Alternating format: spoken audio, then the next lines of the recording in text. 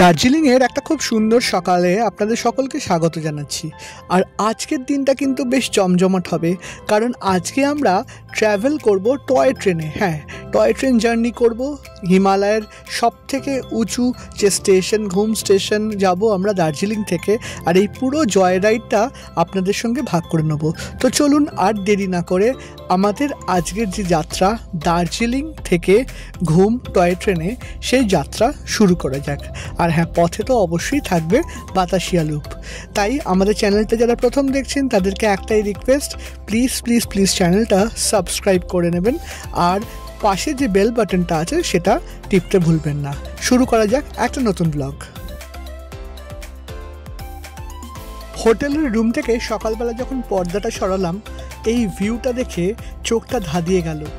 কাঞ্চনজঙ্ঘা ছোটোবেলা থেকে যখনই দেখি তখনই মনটা কেমন আনন্দে উদ্বেল হয়ে যায়, আর আজকের দিনটাও ঠিক সেরকম ছিল।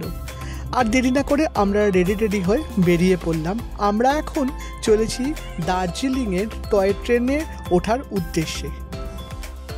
আমরা এখন ম্যালে দাঁড়িয়ে আছি, আর আমরা যেই রাস্তাটা টুয়ার্ডস গ্লিনারি সেভেন্টাস যায় সেই রাস্তাটা দিয়ে যাব।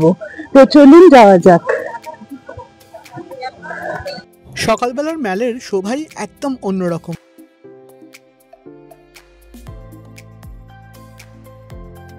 বেশ চড়া রোদ্দুর উঠেছে, ভাল লাগছে।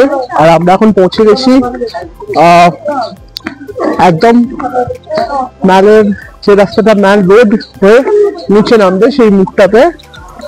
তো এখন সব দোকানগুলো খোলেনি। পাইন ব্রিজ হোটেলের সামনে আছি একদিকে। আমরা টয় ট্রেনের স্টেশনে যাওয়ার জন্য ম্যাল রোড ধরে নিচের দিকে হাঁটতে লাগলাম। এখন 9টা বাজে, আর এর জন্য সব দোকান সবই বন্ধ, শুধু গ্লিনারিজটা খোলা রয়েছে আর কেভেন্টাস খোলা রয়েছে। সব ছোট ছোট দোকানগুলো বন্ধ রয়েছে।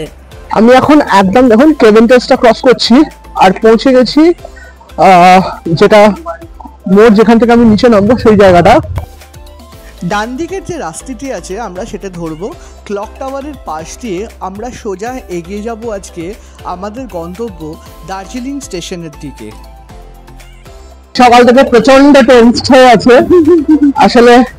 আর ক্লক টাওয়ারে ঢং ঢং করে 9টা বেজেছে, আরো ভয় পেয়ে গেছে। আমাদেরকে 9:35-এর মধ্যে আমাদের ট্রেন ছেড়ে দেবে, তো তার আগে আমাদের বোর্ডিংটা করতে হবে। সো আশা করি পৌঁছে যাবো। এখান থেকে আমাকে একজন বলছিলেন ওই 1.5 কিলোমিটার মতন। বাট চলুন, অনেকেই আপনারা এই রোডে থেকেছেন বা উপরে উঠেছেন, তো আমরা এটা ফার্স্ট টাইম যাচ্ছি। তো চলুন দার্জিলিং স্টেশনের দিকে আমরা এগিয়ে যাই। দার্জিলিং এর বহু পর্যটক এই রাস্তায় বহু সুন্দর সুন্দর হোটেলে কিন্তু থাকেন। আপনারা চাইলে এখানে অনেক হোটেল আছে এই রাস্তা দিয়ে, সেখানে থাকতে পারেন। এখান থেকে ম্যাল হেঁটে মাত্র 7 থেকে 10 মিনিট। আমরা এখন পৌঁছে গেছি স্মার্ট বাজারের একদম পাশে। স্মার্ট বাজারের যে রাস্তাটা নিচের দিকে নেমে আছে সেখান দিয়ে আপনারা যেতে পারেন, আর পাশ দিয়ে একটা ছোট রাস্তা আছে, সেই রাস্তাটা দিয়ে আমরা দিয়ে দিলাম। এখান থেকে স্টেশনটা সবাই বলে অনেক কাছে। তো চলুন স্টেশনের দিকে আমরা এবার এগিয়ে যাচ্ছি। এই রাস্তাটি একটু স্টিপ রাস্তা, তাই নামার জন্য এই রাস্তাটা আপনারা ব্যবহার করতে পারেন। আর এই রাস্তা থেকে কিন্তু দার্জিলিং স্টেশন হেঁটে মাত্র 3 মিনিট। আর আমরা পৌঁছে গেলাম একদম দার্জিলিং স্টেশনের সামনে। Welcome to Darjeeling station. প্রচণ্ড টেনশনে পড়ে গেছিলো, আমরা স্টেশনে দিয়ে পৌঁছবো না বলেই ও ডিক্লেয়ার করে দিয়েছিল। তো যাই হোক, স্টেশনের পাশ দিয়ে হাঁটতে হাঁটতে যাচ্ছি। আর এখন ঘড়ির কাটাতে কিন্তু 9:10 বাজেনি। ক্লক টাওয়ারে ঠিক 9টা বেজেছিল যখন পৌঁছেছিলাম, এখন 9:09 বাজে। খুব তাড়াতাড়ি পৌঁছে গেলাম। আজকে দার্জিলিংয়ের ওয়েদার এত সুন্দর, তাই স্টেশন থেকে পেছনে ঝকঝক করছিল কাঞ্চনজঙ্ঘা। এই দৃশ্য যেন ছাড়তে ইচ্ছে করছিল না, কিন্তু আমাদের ট্রেনের টাইম হয়ে যাচ্ছিল। চলুন টুক করে আপনাদেরকে দার্জিলিং স্টেশনের ভেতরটা একটু দেখিয়ে দিই। খুব সুন্দর স্টেশন, আর ছোট্ট স্টেশন, সুন্দর টয় ট্রেনের লাইন পাতা। এখন আমরা দাঁড়িয়ে আছি দার্জিলিং টয় ট্রেনের স্টেশন।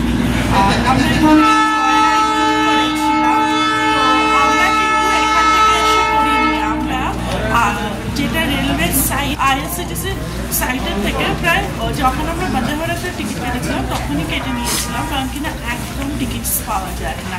আর আমরা তো রাস্তাটা দেখালামই কীভাবে এলাম, এবার পুরো জয়রাইডটাও আপনাদের সাথে শেয়ার করবো। ইনফরমেশন আমি দিয়ে রাখতে চাই, একটা হচ্ছে যে ট্রেনটায় আপনারা যাবেন একবার জিজ্ঞেস করে নেবেন, ওটাই কিন্তু আপনাদেরকে ওই টিকিটেই রিটার্ন করে নিয়ে আসবে। এই জিনিসটা কিন্তু আপনারা অনেকেই জানবেন না, অনেকেই মনে হবে হ্যাঁ ঘুমে পৌঁছে মনে হবে ওখানে নেমে যাই, ওখানে 15-20 মিনিটের একটা টাইম থাকে, মিউজিয়াম দেখবেন, দেখে আবার ওই সেম ট্রেনে আপনারা কিন্তু ব্যাক করে আসবেন। This is number 1। নাম্বার 2 হচ্ছে এখানে কিন্তু 2 রকমের ট্রেন এখান থেকে ছাড়ে। একটা হচ্ছে ডিজেল স্টিম ইঞ্জিন, যেটা ডিজেল ইঞ্জিন, আর একটা হচ্ছে স্টিম ইঞ্জিন। তো ডিজেলের যে ট্রেনটা, এটার ভাড়া হচ্ছে 1000 রুপিস করে পড়ছে, হ্যাঁ, বোথ সাইডে 1000 রুপিস। আর যেটা স্পয়লার গাড়ি, যেটাকে আমরা বলি পুরনো, যেটা হেরিটেজ কার অফ দার্জিলিং, সেটা কিন্তু 1500 টাকা করে। তো সেইটা কিন্তু আর আপনারা সেইভাবে জিনিসটা বুক করবেন। আর চলুন, ট্রেনটা অলরেডি আসতে শুরু করেছে, একবার দেখিয়ে দিই আপনাদেরকে। আমরা ভেবেছিলাম এই ট্রেনটা বুঝি আমাদের, কিন্তু এই ট্রেনটা অ্যাকচুয়ালি আমাদের আগের একটি ট্রেন। সেটি খেয়াল রাখবেন, আপনাদের ট্রেন নাম্বার অনুযায়ী কিন্তু আপনারা ট্রেনে উঠবেন। যদিও এটা স্পন্সার্ড নয়, তাও আমি বলছি, আমি ইক্সিগো থেকে টিকিট কাটি। ইক্সিগোর মধ্যেই আইআরসিটিসি রেজিস্ট্রেশন আমার আছে, তো সেইখানে করে আমি টিকিটগুলো কাটি, তাতে অনেক হেসেল ফ্রি হয়। আমি ট্রেনের টিকিট, ফ্লাইটের টিকিট সব কিন্তু ইক্সিগো থেকে কাটি। আর হোটেল বুকিংস আমি মেকমাইট্রিপ.com থেকেও করি, ইক্সিগো থেকেও করি। এই ইনফরমেশনটা আমি জাস্ট দিয়ে রাখলাম।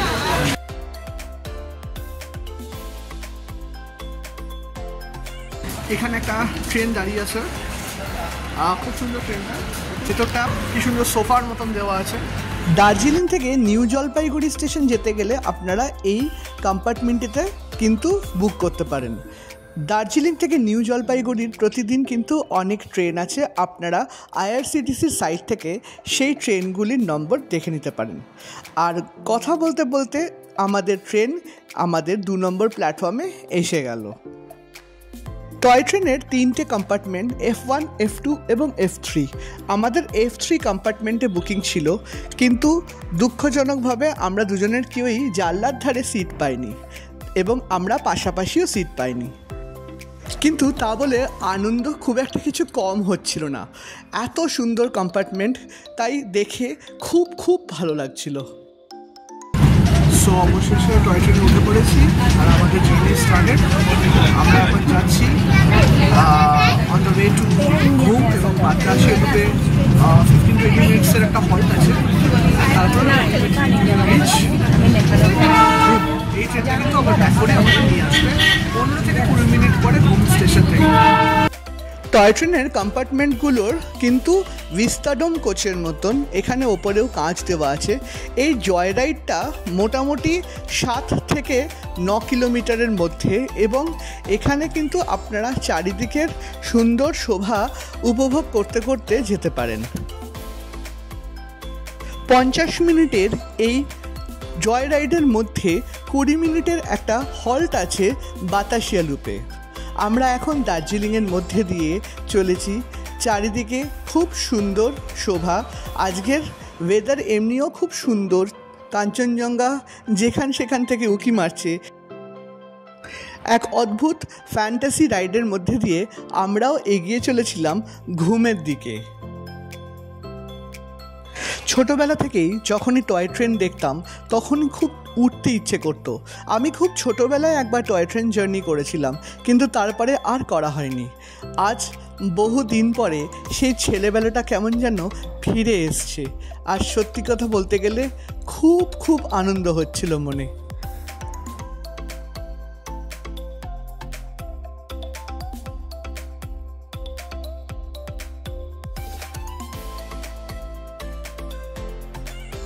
চারিদিকে শোভা উপভোগ করতে করতে কখন যে আমরা পৌঁছে গেছি বাতাসিয়া লুপে নিজেরাই খেয়াল করিনি, কিন্তু এসে মনটা আরও ভালো হয়ে গেল এই দৃশ্য দেখে।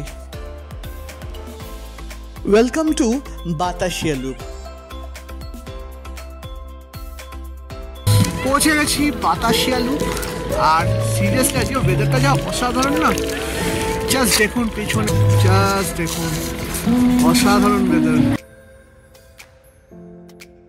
এই কাঞ্চনজঙ্ঘার দিকে ঘন্টার পর ঘন্টা যেন চেয়ে বসে থাকা যায়। আমার আগের দার্জিলিং সিরিজে আমি বাতাসিয়া লুপ গাড়িতে করে এসেছিলাম, সেটা দেখিয়েছিলাম। আজকে টয় ট্রেনের মাধ্যমেই আমি এই সাইট সিইং স্পটটিকে আপনাদেরকে দেখালাম। একটা মজার জিনিস সেটা হচ্ছে আমরা এলাম যদিও ডিজেল ইঞ্জিনে, আর স্টিম ইঞ্জিনের ট্রেনটা এবারে আসছে। তো চলুন আপনাদের ভিডিওটা দেখাই।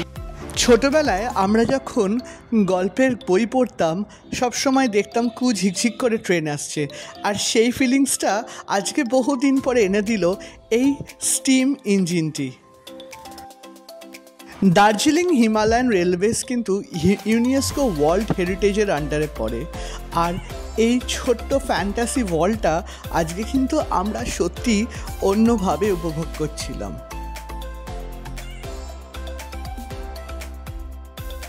যাই হোক, খুব সুন্দর সময় কাটিয়ে আমরা আবার ট্রেনে উঠে পড়লাম, কারণ এখন আমাদের গন্তব্য হচ্ছে ঘুম স্টেশন। বাতাসিয়া লুপ থেকে মাত্র 2 কিলোমিটার দূরেই এই ঘুম স্টেশন। ঘুম স্টেশন বহুদিন অবধি ছিল ওয়ার্ল্ডের হাইয়েস্ট পয়েন্টের স্টেশন, আর এটি কিন্তু ইউনেস্কো ওয়ার্ল্ড হেরিটেজের আন্ডারে পড়ে। আর এই ঘুম স্টেশনের মধ্যেই আছে ঘুম মিউজিয়াম।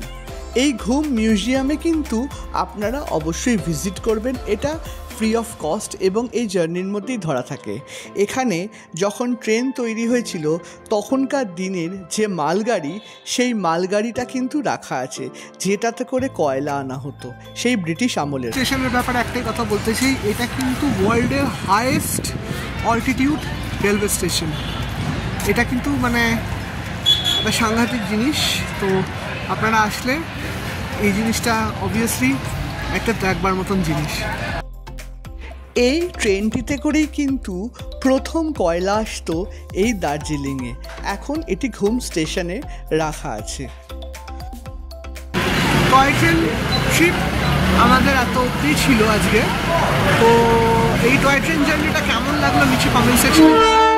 আর যদি কোনো ইনফরমেশন দরকার হয় বা কোনো ইনফরমেশন আপনারা জানেন সেটা বলবেন। একটা কথা বলতে চাই, হিমালয়ান রেলওয়ের এই টয় ট্রেনটা কিন্তু মানে যেটা দার্জিলিং হিমালয়ান রেলওয়ে, এটা কিন্তু ইউনেস্কো ওয়ার্ল্ড হেরিটেজ, কারণ হায়েস্ট পয়েন্টের ট্রেন যাওয়ার জন্য এটা ইউনেস্কো ওয়ার্ল্ড হেরিটেজ এবং প্রচণ্ড সুন্দরভাবে মেনটেন। অ্যান্ড এমনি জার্নিটা খুব ভালো ছিল। আপনারাও চাইলে পড়তে পারেন, বেশিক্ষণের নয়, 45 মিনিট, বাট এনজয়েবল। যাই হোক, আমরা টয় ট্রেন জার্নির যে ব্লগ এখান থেকে আমরা সাইন অফ করছি। যদি আপনারা মানে যারা দেখছেন তার তো ভালো, আর যারা নতুন দেখছেন তাদের একটাই রিকোয়েস্ট, প্লিজ আমাদের চ্যানেলটা সাবস্ক্রাইব করবেন আর আমাদের পাশে থাকবেন। যদি ভালো লাগে আমাদের ভিডিও তাহলে প্লিজ লাইক কমেন্ট করবেন। জলদি দেখা হচ্ছে আমাদের আবার জমজমাট এই দার্জিলিং সিরিজের আবার একটা ভিডিওতে। টিল দেন, টাটা, ভালো থাকবেন, সুস্থ থাকবেন।